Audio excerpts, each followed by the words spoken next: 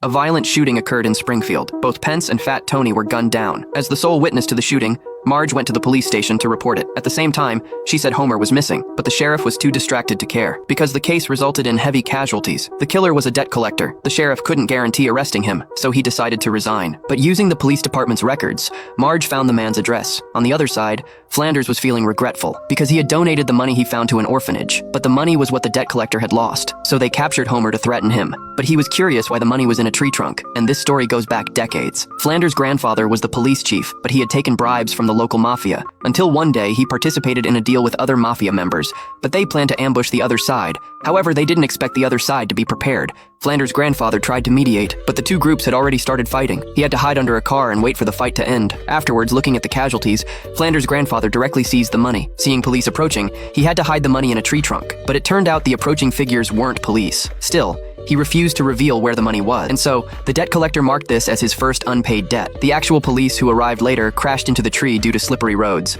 50 years later, Flanders found the money, and his grandfather had passed away because of it. But to save Homer, Flanders had to steal the money back. On the other side, the couple who kidnapped Homer were preparing to celebrate their anniversary. The woman complained about never traveling since getting married. This gave Homer a chance to escape, so he started provoking the two. Then the couple began fighting fiercely. Homer took the opportunity to try to free himself, but unexpectedly, the stove caught fire. Homer urged them to put out the fire first, but the two kept arguing. The flames grew bigger and bigger, yet the couple still didn't stop fighting.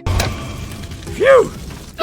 No! In the end, they pulled guns on each other. Suddenly, the bathtub upstairs fell and knocked them unconscious. Meanwhile, Flanders went to the orphanage to find the safe key, but the director returned to the office unexpectedly. Flanders noticed the key around the director's neck, so he had to pretend to kiss her to get it. Homer had already passed out from the smoke. Fortunately, someone rescued him. When Homer opened his eyes, he learned Marge had saved him. He admitted his mistakes to Marge. At that moment, Flanders also successfully got the key. He took the money from the safe. When the director realized she'd been tricked, she grabbed the national flag and threw it at Flanders. This made Flanders almost crash into passing cars. But the next second, he saw Homer had been rescued. After the incident, Homer hurried to check on Flanders. But when he saw the money nearby, he hesitated. In the end, he decided to save the money first. Just then, the director arrived with the townspeople. She mistakenly thought Homer had defeated Flanders and recovered the charity funds. Homer was praised by everyone. The director revealed Flanders' true colors to the crowd, but Flanders had already sneaked away. The escaped Flanders received a call from the debt collector. The man said he would definitely get the money back. This left Flanders devastated. Homer, however, became a hero in Springfield. He had saved the future of many children. So Homer opened an auto repair shop. Homer and Marge acted affectionately in public. But Marge, who knew the truth,